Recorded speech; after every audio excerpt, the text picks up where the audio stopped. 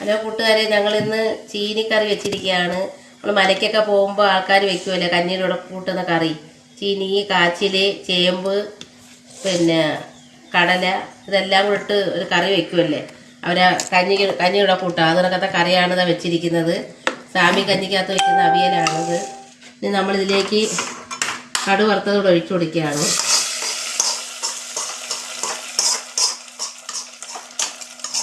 നമുക്ക് മലയ്ക്ക് പോയിട്ട് കുടിക്കാൻ പറ്റാത്തതുകൊണ്ട് ഞങ്ങൾ വീട്ടിൽ ഉണ്ടാക്കി ആ കറി.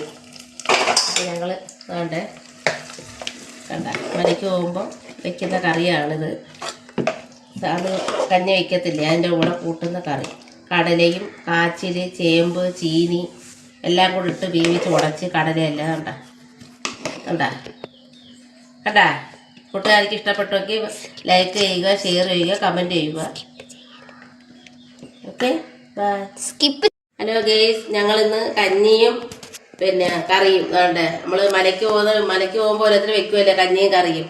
അതിൻ്റെ മലയ്ക്ക് പോകുന്ന വീട്ടിൽ പോയി ഞങ്ങൾക്ക് കഴിച്ച് കുടിക്കാൻ പറ്റാൻ ഒരു ആഗ്രഹം തോന്നി. ഞങ്ങൾ വീട്ടിൽ തന്നെ ഉണ്ടാക്കിയതാണ്.